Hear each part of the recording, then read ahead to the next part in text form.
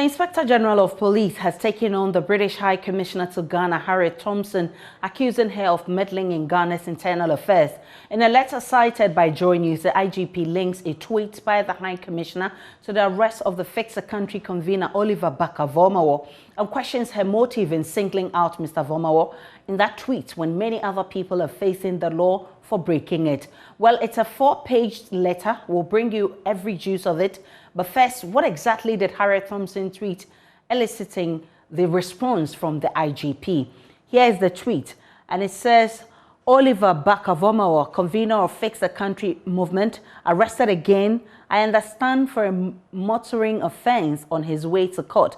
I'll be interested to see where this goes.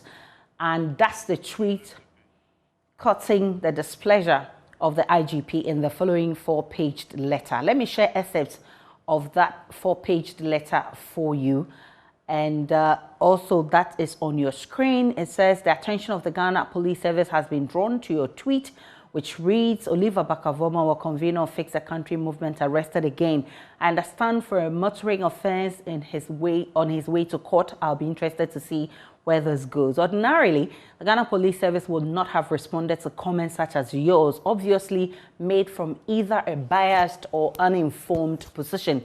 However, we have learned from previous painful experience that it has not been helpful to ignore such misguided, unwarranted, and biased comments intended to tarnish the reputation of the Ghana Police Service and that of our country. What is more, we consider your tweet a violation of the Vienna Convention on Diplomatic Relations 1961, which enjoins diplomatic missions not to interfere in the internal affairs of their host country. There's more in this. Your Excellency, the fact that you used the phrase arrested again, we believe must mean you were making reference to the previous occasions Mr. Vormawor was arrested for threatening the security of the state and recently for motor traffic offenses. We intend to address both issues in this letter. And the letter goes on to give the background for which Oliver Barker-Vormawor was arrested. And it says, against this backdrop and in view of the fact that he is not the only person who is being taken through due process for committing an offense in this country, it is difficult to understand why he is your only focus. Are we to understand that you are concerned about the law enforcement process in Ghana or only as applied to your person of interest? And it goes on to say, we are not oblivious of how a country, Britain, reveres its army and continuously celebrate both serving and retired officers in British armed forces. It might not be what you expect, but please be informed that as a country, Ghana similarly treasures its police service and armed forces and all other security agencies, and we are anxious to build these institutions into strong and revered pillars of society that perform their duties excellently. As our former colonial power and source of our legal, judicial, and criminal justice architecture, and indeed of our police service, we continue to look up to Britain, among other countries, for guidance with regard to how difficult situations are handled. And it says, do you think we, the Ghanaian people, also deserve a peaceful country? Maybe reflecting on these questions will help you appreciate our position on such matters. Are there instances in your country where people are permitted to openly threaten the security of the state with a coup? 2, in instances where individuals have threatened the security of the state, does your criminal justice system celebrate such persons and urge them on to destabilize your country? And as a foreign service officer, even though you might not have personal experience, you doubtless have access to the records of the periods of unrest and coups in Ghana. Are you really wishing on us a return to those times? Those are the questions that have been put to the British High Commissioner for that tweet. Now, in conclusion, it says, for the moment, we would recommend a Ghanaian saying that might guide you in your diplomatic engagements. The saying goes, do fear sim. It means learn to keep within the limits of what concerns you. Please accept the assurances of our highest consideration. And it was written by Inspector General of Police, Dr. George Akufu-Dampare. Now, the Fix the Country convener was arrested at the East Legon Tunnel in Accra as part of an operation by the police to control traffic. The exercise also led to the arrest of drivers of other prominent personalities. He was subsequently taken to the East Legon police cells after he was arraigned before the Medina District Court. Well, joining us this afternoon is international relations expert Professor Vladimir Danzo for more. Prof, I'm grateful for your time. This afternoon, thanks for having me. I'm sure you have seen the letter that has been issued by the IGP in response to the British High Commissioner's tweet. Yes. First, what's your reaction? Well, I'm not surprised. The IGP is a very educated person. He understands international law. He knows the norms for diplomatic practice. And if you watch out, he referred to the normal diplomatic norm which should have been obeyed, the conventions that we are all faced with. And based upon that, he was asking very cogent questions. A Ghanaian diplomat cannot do this in Britain when an institution under the British Crown is doing their duty as per the Constitution of Britain. The Ghanaian Constitution is clear. The remit of the police is clear in Act 350. Prevent, arrest, and prosecute. So if somebody has been arrested, it is only the Constitution of Ghana that can say, hey, look, you have not done well. And we have instituted all that takes to use the Constitution against the police or any other institution. And so the IGP felt it was an interference, and they must be put in their proper place. And that is what he has done. He's written a very, very, very strong letter, a very strong one as such, to the High Commission. It doesn't preclude the Ministry of Foreign Affairs taking up from there, calling the High Commissioner to order. It's done always in diplomatic circles. If you are interfering, the Ministry of Foreign Affairs will call you to order, and then it's handled at that diplomatic level. So I don't see anything wrong with what the IGP has done. It is very, very proper. It's an institution of state, a very independent institution. It has been attacked, and it has replied. And I believe people are saying it's very strong. And yes, very strong, but straight to the point. I don't see anything there insulting or anything. It was putting the diplomat in order. Prof, the conclusion of this letter asking the British to sort of think of their own country rather than talking, I mean, it says in our local parlance, in terms of diplomatic relations, what are the implications? There's nothing that is going to happen because of IGP's letter. The IGP was saying what's obvious, that as a diplomat, you know your sphere. As a diplomat, you must work as a diplomat and not interfere in the domestic affairs of any nation. In actual fact, in the training of diplomats, that's the first principle. The first principle is not to interfere in the domestic affairs of the host nation. You better have good relationships in order that it would inure to the benefit of the cooperation between your country and the host country. But you don't go and interfere in the affairs of the host country to the extent that it mars the relationship between the two countries. So that line of the IGP is just drawing the attention of the diplomat to this very normal principle of diplomacy. Never meddle in the domestic affairs of the host nation. Absolutely. You can't. They have their own sovereignty, their laws, rules, and regulations. And even if the rules and regulations are being disobeyed, all you have to do is to draw attention to the international community and not try to correct it.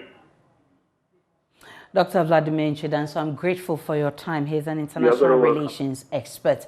Let's move on to other stories. The Finance Ministry has been ranked Ghana's most financially reckless ministry, accounting for more than 11 billion cedis in losses to the states. That is according to the latest fiscal recklessness index launched by Imani Ghana today.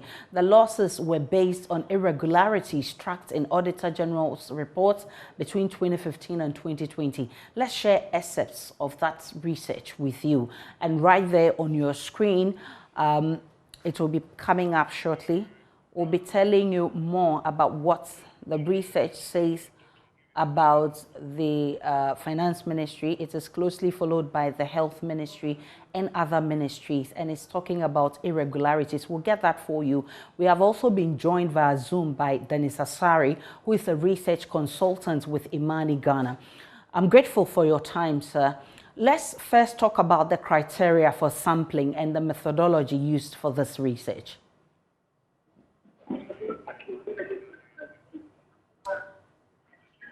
Hello, Mr. Dennis Asari. You are live on Joy News today.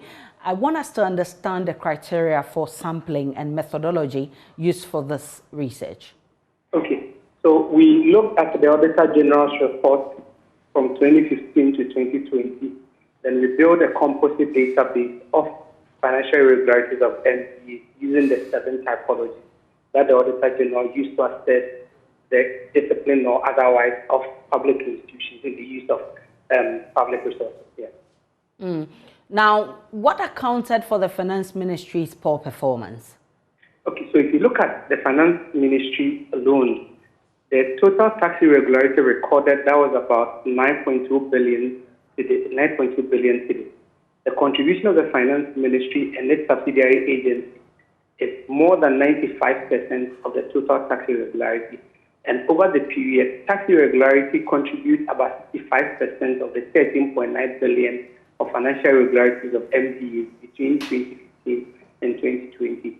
And one other factor is that the Finance Ministry also plays the role of a central management agency, that is, it coordinates the work of other ministries. Therefore, it is likely that some irregularities of other agencies may be attributed to the Finance Ministry. That notwithstanding, the 2 main sources of fiscal recklessness that we identified were related to cash and tax irregularities.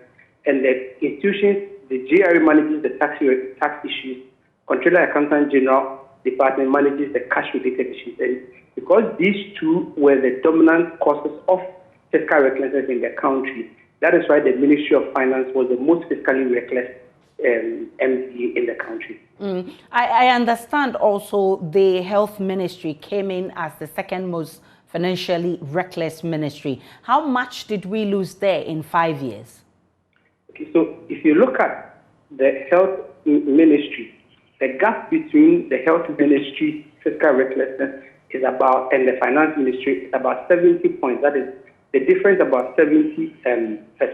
But over the years, consistently, the Health Ministry was ranked among the top 10 fiscally reckless institutions. For example, in 2020, the total cost of irregularity, over 50% was attributed to 49 DMCs of the Health Ministry taking supply and not paying on time. And so we see that in 2020, the Health Ministry was the most fiscally reckless institution.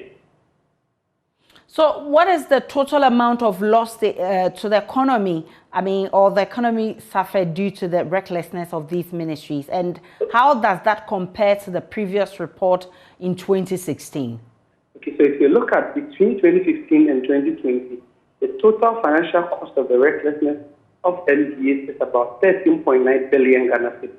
Comparing that to 1.4 billion between 2010 and 2014, you see that between 2015 and 2020, the financial cost of irregularities have increased more than 13 times. And this has occurred within a period where we've implemented the Public Financial Management Act, the Public Financial Management Regulation, and other subsidiary legislations to strengthen accountability, transparency, and efficiency in the use of public resources. But we are not seeing that optimal performance in the public financial management system.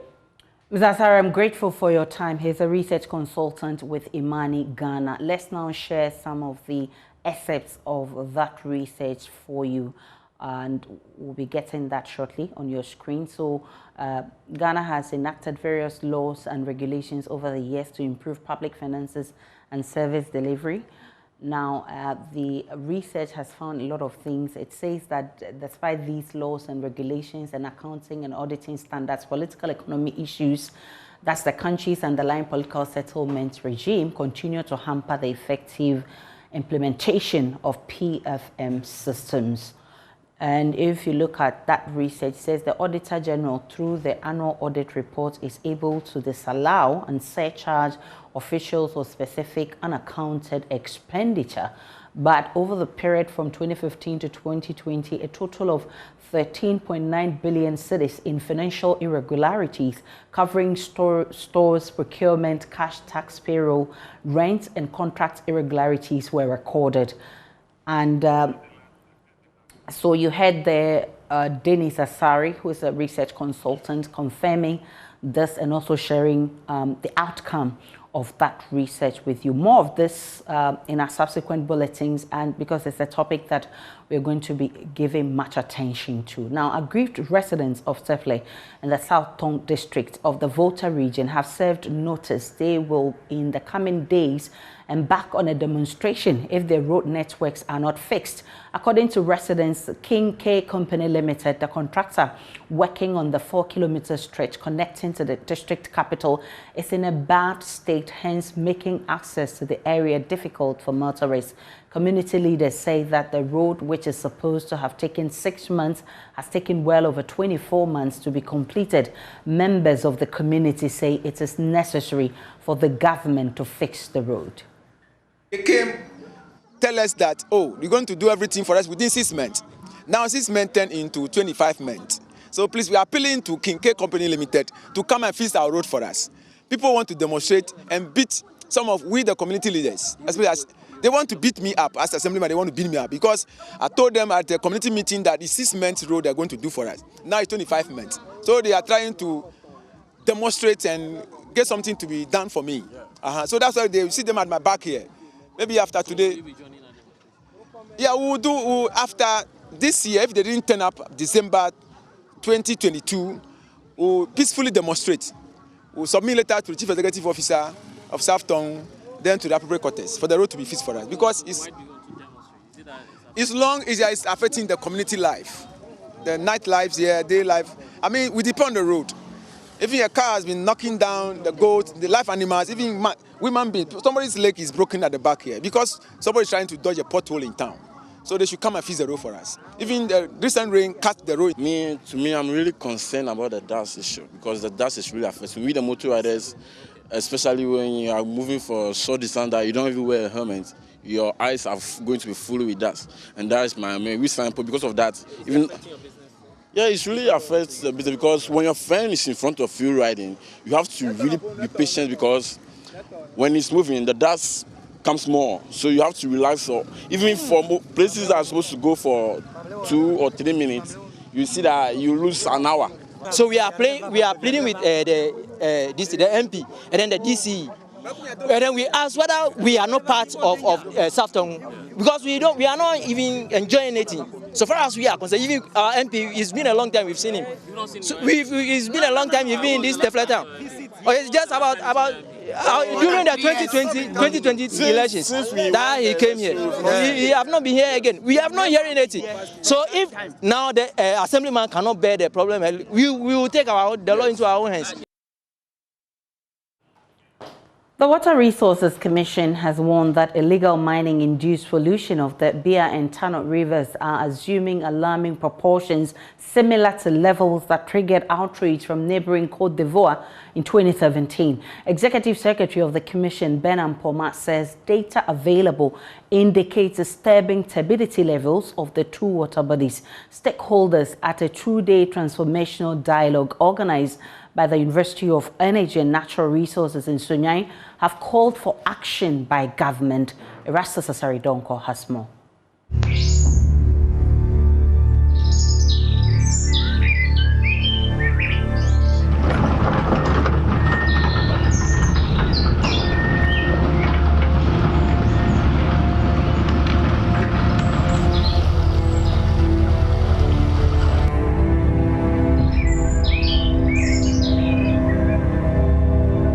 These footages show a distressed, highly polluted Ofin, Enuru, and Tano rivers in the Ashanti and Western regions.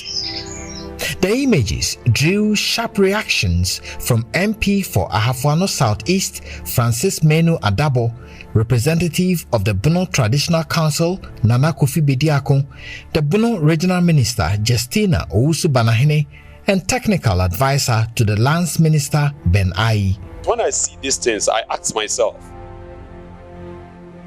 who are behind this? Because we try to fight this cancer and it keeps going up. I can't buy excavator, but the ministers and the MPs, you can do that. So we are saying, the implication of these artisan miners, and as we saw from the documentary, whether they have permit or they don't have permit, they both have no mercy upon our forest and our water resources. The critical thing really is we all have kept quiet. Fortunately, if we don't do something about it, it's going to destroy all of us.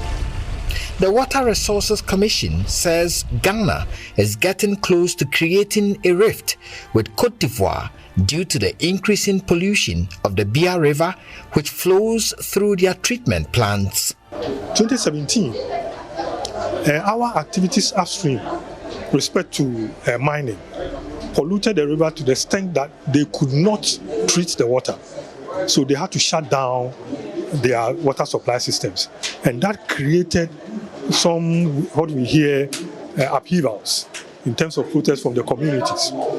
And if you look at the turbidity values of the Bia, getting over to the thousands, which means that it has the potential to create that level of pollution where they may find it difficult to treat their waters. And it's our only hope that we can begin to, as it were, address the situation to prevent the situation where we may have that potential, transboundary conflicts.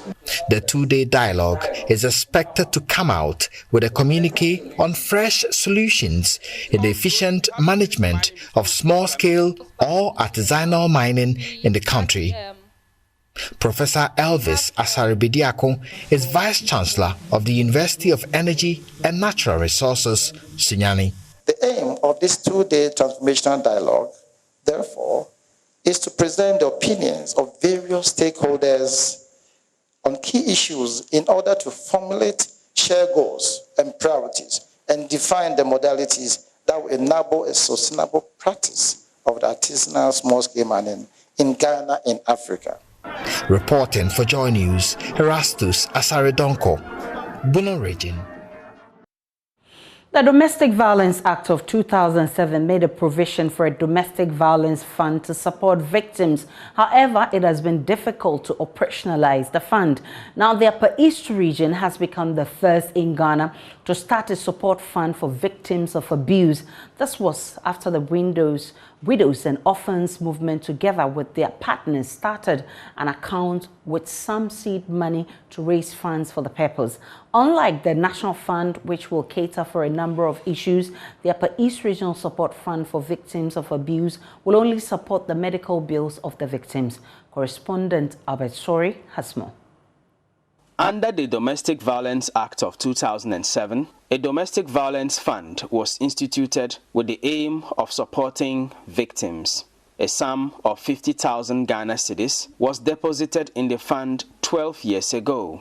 But since then, efforts by civil society to get governments over the years to put more resources into the fund have proven futile.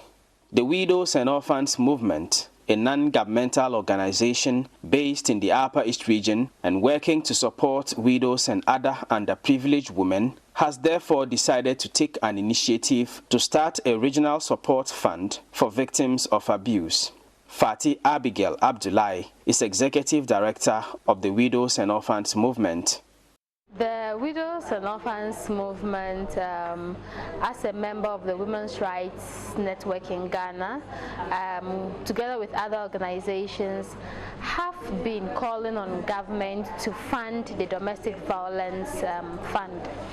And so even as we continue to hold the state accountable to ensure that they are performing this mandate, the Upper East region, reflecting on the poverty rate here, which has translated in high cases of domestic violence, thought it wise that we start the fund here.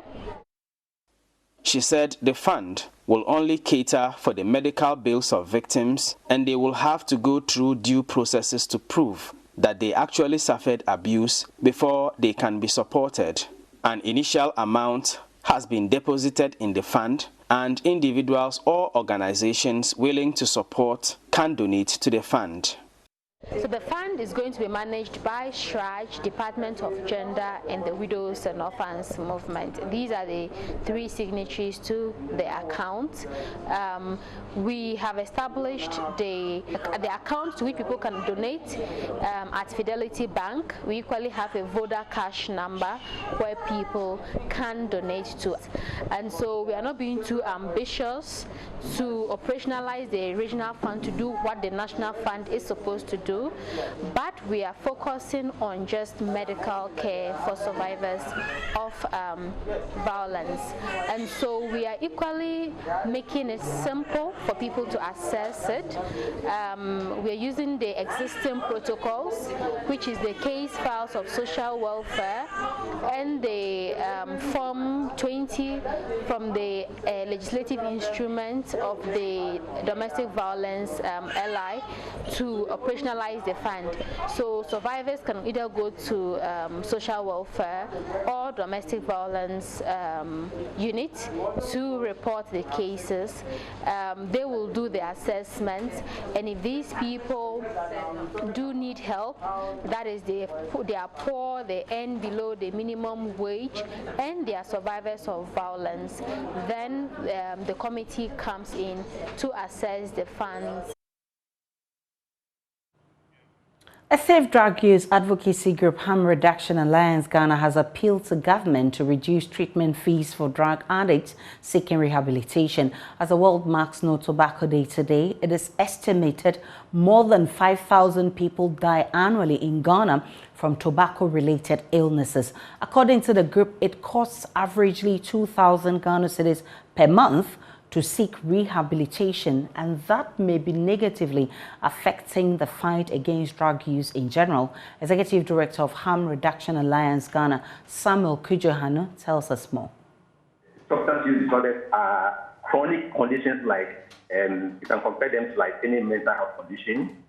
And when you have to treat somebody, the person needs to go for rehabilitation for sometimes 6 months minimum.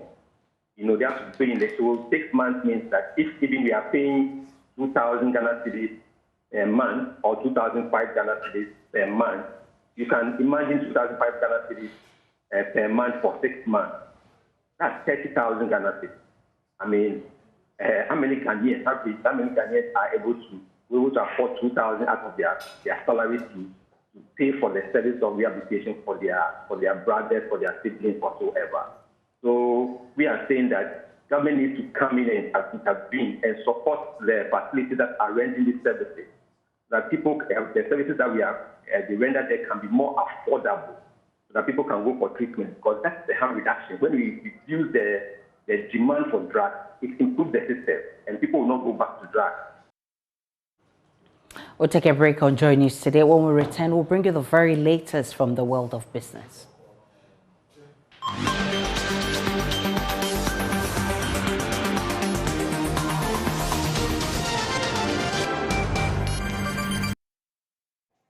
Hello and welcome. It's time to do business with me, Beverly Broom. Telecoms giant MTN Ghana is expected to pay about 1.44 billion cedis dividend to shareholders from the 16th of June this year. This was after shareholders at its annual general meeting today approved a final dividend of 85 pesos per share. Georgia Faye has more in the following report. It's coming after the company paid an interim dividend of 3 pesos last year due to its sterling financial performance. This will bring together the total dividend that will be paid to 11.5 pesos per share from last year. It is coming after MTN posted 2 billion Ghana cedis in profits after tax for 2021. The dividend payment represents more than 40% increase over what it paid in 2020. The 1.44 billion Ghana cedis total dividend payout represents about 70% of MTN's profits recorded for last year. But could MTN have done more in terms of the payments to shareholders? That's the question I posed to the chief executive of MTN Ghana, Saloma Dadivo, after the annual general meeting. So it represents over 43% increase from last year or from the year before. And I mean, the way we determine what's adequate in terms of dividend is looking at our cash flow. We also look at our debt covenants and all our obligations to the business to make sure we can still continue to operate with minimal risk in terms of our finances. So for this year, we think 70.6% of our profit after tax is adequate, and that's how we arrived at the 85 pesos that we've given out this time around. The additional localization we've agreed is specific to Ghanaians, and therefore this process we've embarked on since the IPO is restricted to Ghanaians only. So this entire process is focused on Ghanaians. I think 3 months is about a good timeline to get some confidence in what we're seeing. Basically what happens is the trends fluctuate a lot at the beginning, and after a while it starts to stabilize. Once it starts to stabilize, that's when we'll start to have confidence around the observations and what the normalized consumer behavior has ended up being. So at this point we continue to observe. We're cautious not to rush into decisions, but also not to rush into conclusions until we get to a stage where we have more confidence in what we're seeing. This year's annual general meeting was done virtually with just a little number of shareholders present at MTN's head office here in Accra. But board chairman Ishmael Yamson noted that the profits posted didn't come easy as a result of the challenging business environment. In 2021, MTN Ghana recorded strong growth in service revenue and managed its costs prudently, leading to growth in profit after tax of 43.5% year-on-year to 2 billion Ghana cedis. After reviewing the full-year performance of the company in 2021, the board shall be recommending a final dividend of 8.5 pesos on ordinary shares to be approved by shareholders at today's meeting. This is further addition to the interim dividend of 3 pesos per share declared by the board and paid after reviewing the half-year performance of the company. This therefore brings the total dividend for the year, if the resolution is approved today, to 11.5 pesos per share and represents 70.6% of profit after tax and a 43.8% increase in dividend per share payout in 2021 over 2020. The shareholders of MTN at the annual general meeting also approved 3 special resolutions. These include increasing the number of directors from 12 to 13, approving non-executive directors' fee. They also gave the board approval to increase the number of shares allocated for the employees of MTN from 4.4% to 5% of the total issued shares by the company. Away from that, Chief Operations Officer of the Multimedia Group, Ken Ansah, has won the Chief Executive of the Year 2021 Award, Media and Radio category at the 6th Ghana CEO Summit. The CEO of the Year, Healthcare, New Crystal Hospital Group, Dr. Wisdom Amagbleto.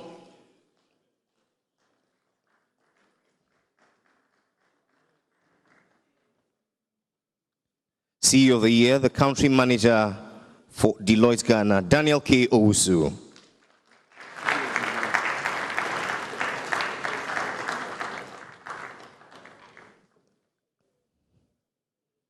CEO of the Year, Corporate Law, Legal Practice, Executive Chairman, AB and David Africa, David Ofosu-Dorte.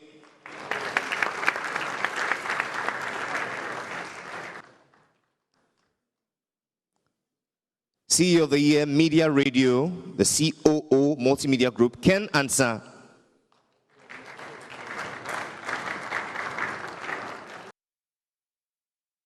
The Ghana CEO Network awarded Mr. Ansah for his sterling leadership, achievement, business excellence and professionalism in the media in 2021. Other business leaders were recognized at the 6th edition of the summit. That's how we end business now. For more business stories, you can log on to myjoyonline.com. Good afternoon. Time now for sports on Joy News today with me, Muftau Nabila Abda. The Commonwealth Games 2022 is almost upon us, and Team Ghana is getting ready for the championship. Black Mambas head coach Ofura Sare says they need the services of a physiotherapist and a nutritionist as soon as possible so that they can prepare well for the competition. Yeah, for now, I think what I would want is to have a nutritionist, okay. Or a dietitian, and then a physiotherapist. Even though we are having some physiotherapists who are helping us, they've not been normally appointed to be part of the team. So all of them are doing voluntary. I see. Yeah, we have Ishmael and his people at the stadium, and then Bafu also here, who always also come in sometimes to advise the team. I think Trust Emporum is doing very well for us. They managed us when we went to the Olympics and we came with a bronze, and they are still managing us. We thank them very much for all that they are doing for us, because without them, I don't know where we'll be training. You know our history, where sometimes we train and we hit ties and things. It's not the same now. And the building without the roof. The building without the roof and so many things. So I think things are a little better now. I cannot say the best, but a little better. And we are also going to take advantage of what we are getting to be able to.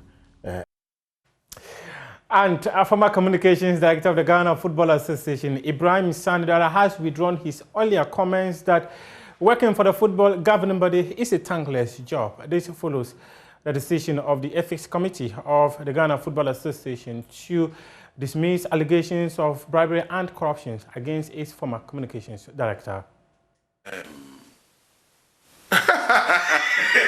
I would not say it's a thankless job now. No, I would not say it's a thankless job. I would not say it's a thankless job, no. If you have an opportunity, would you withdraw the earlier comment where you said that the FA job is a thankless job? Well, when I consider what I went through, because of the association? Because of the association, because of the way people I thought were my friends would go out to purposely attack me and the rest, it led me to that conclusion. Today, if I look back, I think a lot of them, perhaps even some that did those things against me, have come out to congratulate and hail me. I would be too wicked in saying that if somebody does a mistake against you and realizes that they've done a mistake against you, and in some way, somehow, they have apologized to you, whether directly or indirectly, to be foolish for me to also stick to my position, earlier position, that is a thankless job. There are opportunities in life, you must know. Everybody won't like you. Some will like you, some might not like you. If you want everybody to like you, you want to be perfect. Jesus Christ was not liked by everyone. Prophet Muhammad was not liked by everyone. If they are prophets and they were pure and perfect, they were not liked by anyone. What about us? We won't be liked by everyone. So it will be important that I put it on record that I withdraw that statement and realign with the people, even if they hurt me in the past, and have today realized that they did me bad, to also realign and say that let bygones be bygones. This is our wrap-up sports here on Joy News today. You can head on to myjoyonline.com and read some more sports stories. Up next is World News.